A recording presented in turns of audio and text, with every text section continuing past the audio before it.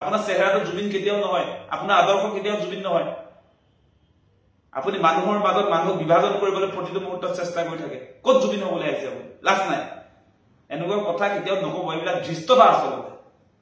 অসমৰ ৰাইজৰ আন্দোলনটো বোলে নিগেটিভ আন্দোলন আৰু বিজেপিয়ে কৰিব পজিটিভ আন্দোলন। জয়ন্ত মল্ল বৰুৱা, হিমন্ত বিশ্ব শৰ্মা, দিলীপ শইকীয়া, সেই মানুহবিলাকে নিজকে জুবিন বুলি ক'লে মানুহে পাগল বুলি ক'ব আপোনালোকক। লাজ নালাগে আপোনালোকৰ? প্ৰতিটো মুহূৰ্তত হিন্দু মুছলমান জাত পাত সেইবিলাকত ব্যস্ত থকা মানুহটোৱে ঘপককে জুবিন হৈ যাব। জুবিনদাৰ মৃত্যুৰ পাছত তেওঁ আচলতে গোটেই সমাজখনক একত্ৰিত কৰিলে। ধৰ্মক লৈ যিটো বিভাজন আছিলে, বিজেপিয়ে যিটো কৰিছিলে সেইবিলাক নাইকিয়া কৰিলে। আৰু এই সময়ছোৱাত তেওঁ পুনৰ হিন্দু মুছলমানৰ ৰাজনীতি কৰিছে। কেতিয়াবা চেনি ফ্ৰীকে দিম, আলু ফ্ৰীকে দিম, মিঠাতেল ফ্ৰীকে দিম। কেতিয়াবা তেওঁ বিহু লাগিছে আপোনাৰ এই ঝুমুৰ নৃত্যৰ যিবিলাকে অংশগ্ৰহণ কৰিছিলে, কোনে কোনে বিয়া হলি সেই কথাই সুধিছিলে, মোবাইল কাক কাক লাগিব। পূজাৰ মণ্ডপে মণ্ডপে গৈ সেলফি উঠিছিলে যে মহিলা যুৱতীবিলাকৰ লগত। আপোনাৰ যে সিৰিয়াছনেছ নাই, জুবিনদাৰ মৃত্যু হোৱাৰ এসপ্তাহ নহওঁতে যে সেলফি লৈ উঠিছিলে পূজা মণ্ডপ বিলাকত, এইবিলাকতো আমি দেখি আছো ন। আপুনি সঁচা সঁচিকে জুবিন অনুৰাগী হয় নে নহয়? আপুনি ভুৱা অনুৰাগী, ভুৱা মুখ্যমন্ত্ৰী। আপোনালোকে ভালকে চালে দেখিব জুবিনদাৰ মৃত্যুৰ পাছত যেনেকে তদন্ত প্ৰক্ৰিয়াটো চলিছে, আপোনালোকে দেখিব যে সেই শ্যামকানু মহন্ত, হিমন্ত দাৰ ভায়েক, তেখেতকতো পূজাৰ ছুটি আপোনাৰ 6 তাৰিখলৈকে দিছিলে। পূজা চলিছিলে কেৱল আপোনাৰ 1 তাৰিখলৈকে। জানে নহয় এই কথাবিলাক অসমৰ ৰাইজে। গতিকে শ্যামকানু মহন্তক বচাবৰ কাৰণে আৰম্ভণিৰ দিনটোৰ পৰা কেনেকে চেষ্টা চলাইছে কিন্তু অসমৰ সকলো ৰাইজে দেখি আছে। আৰু এতিয়া ময়ো জুবিন আমিও জুবিন কবলৈ আহিছে। আপুনি ময়ো জুবিন আমিও জুবিন বুলি কবলৈ আপোনালোকৰ আচলতে কোনো ধৰণৰ নৈতিক অধিকাৰ নাই।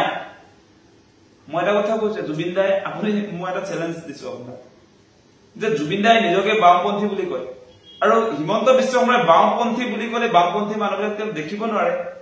আৰু বাওঁপন্থী শব্দটো শুনিলে তেওঁৰ মানে আপোনাৰ বিচাই টকাতে জেকজেকাই উঠে। আচলতে সহ্য কৰিব নোৱাৰে বাওঁপন্থী শব্দটো। আৰু সেই মানুহতে জুবিন দাৰ আদৰ্শ প্ৰচাৰ কৰিব গ'লে। জুবিন দাই নিজকে ছচিয়েলিষ্ট বুলি কৈছিলে, জুবিন দাই নিজকে কমিউনিষ্ট বুলি কৈছিলে। জুবিন দাৰ আইডল চে গুয়েভাৰা আৰু হিমন্ত বিশ্ব শৰ্মাৰ আইডল হিটলাৰ। কথাবিলাক চাওক আপোনালোকে। বিজেপিক জুবিন দাই বটলা পাৰ্টি বুলি কৈছে, বিজেপিক ভোট নিদিবলৈ অসমৰ ৰাইজক কৈছে। গতিকে আপুনি বিজেপিৰ আদৰ্শ আৰু আমাৰ জুবিন দাৰ আদৰ্শ আকাশ পাতাল ডিফাৰেন্স আছে। আৰু আপোনালোকে ময়ো জুবিন আমিও জুবিন কবলৈ আহিছে। ৰাতিপুৱা শুই উঠাৰ পৰা ৰাতি শুৱালৈকে হিন্দু মুছলমান কৰি দিনটো পাৰ কৰাই মানুহৰ মাজত সাম্প্ৰদায়িক বিষবাস্প বিয়পাই থাকে, যিবিলাকক ঘোৰ বিৰোধিতা কৰিছিলে জুবিন দাই।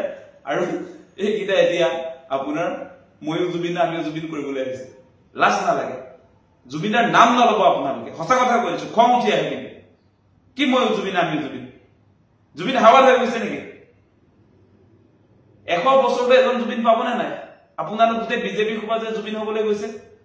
জুবিন দা একক আৰু অনন্য, ওৱান এণ্ড অনলি। ইয়াত আপুনি হিমন্ত বিশ্ব শৰ্মা, আপোনাৰ চেহেৰাটো জুবিন কেতিয়াও নহয়, আপোনাৰ আদৰ্শ কেতিয়াও জুবিন নহয়। আপুনি মানুহৰ মাজত মানুহক বিভাজন কৰিবলৈ প্ৰতিটো মুহূৰ্তত চেষ্টা কৰি থাকে। ক'ত জুবিন হ'বলৈ আহিছে আপুনি? লাজ নাই? এনেকুৱা কথা কেতিয়াও নকব। এইবিলাক ধৃষ্টতা আচলতে। অসমৰ ৰাইজৰ আন্দোলনটো বোলে নিগেটিভ আন্দোলন আৰু বিজেপিয়ে কৰিব পজিটিভ আন্দোলন। সঁচাকে দেই, আজি জুবিনদাৰ পৰিয়ালৰ ফালৰ পৰা আজি গৰিমা বৌহঁতে চবে সকলোৱে কৈছে যে #জাষ্টিছ4জুবিন গাৰ্গ সকলোকে লিখিবলৈও কৈছে। সেই আন্দোলনটো মুখ্যমন্ত্ৰীয়ে নিগেটিভ আন্দোলন বুলি ক'বলৈ আহিছে। অসমৰ ৰাইজে জুবিনদাক ন্যায় দিয়ক বুলি কৈছে, সেই আন্দোলনটো কেনেকে নিগেটিভ হ'ল? হত্যাকাৰীক ফাঁচি দিয়ক বুলি কৈছে, সেইটো কেনেকে নিগেটিভ আন্দোলন হ'ল? ময়ো জুবিন আমিও জুবিন সেইটো পজিটিভ। লাজ নাই? জুবিন দাক লৈ ৰাজনীতি কৰিবলৈ লাজ নালাগে? জুবিন দাই পলিটিক্স নকৰিবা বন্ধু বুলি কৈ থৈ গৈছে। আৰু এতিয়া মানে নকওঁ আৰু গৰুচুৰ পাৰ্টিয়ে আপোনাৰ ময়ো জুবিন আমিও জুবিন বুলি কব। জয়ন্ত মল্ল বৰুৱাক জুবিন দাই নিজে গৰু বুলি কৈছিলে। সেই গৰুৱে যেতিয়া আপোনাৰ মই জুবিন বুলি ক'লে অসমৰ মানুহে কি বুলি কব? মানে কি হৈছে আচলতে আপোনালোকৰ? কি হৈছে সেই কথাটো আমি বুজি পোৱা নাই। কোনো চিৰিয়াছনেছ নাই, কোনো চিৰিয়াছনেছ নাই। আমি ভাবিছিলো জুবিনদাৰ ক্ষেত্ৰত অন্তত পলিটিক্স নহব, যে জুবিনদাৰ মৃত্যুৰ পাছত সকলো দল সংগঠন যিমান আছে নাগৰিক সমাজ সকলোৱে একগোট হৈ জুবিনদাক কেনেকে ন্যায় দিব পাৰি সেই কথাটোহে চিন্তা কৰিব লাগিছিলে। এতিয়া ভাগ কৰাৰ কামত ব্যস্ত। মানে কিয় এক হ'ব পৰা নাই? জুবিনদাই সমাজখনক একত্ৰিত কৰিছে। সকলো ধৰ্ম জাতি সকলোকে একত্ৰিত কৰিছে তেওঁ নিজে কৈ থৈ গৈছে যে তেওঁৰ কোনো জাতি নাই ধৰ্ম নাই সেই কথা এনেই কোৱা নাই তেওঁ এনেকুৱা এখন সমাজ ব্যৱস্থা বিচাৰিছিল বিজেপিৰ এই হিন্দুত্ববাদৰ এই সমাজ ব্যৱস্থা বিজেপি যেটো চলাই আছে সেইবিলাক বিচৰা নাছিল জুবিন দাই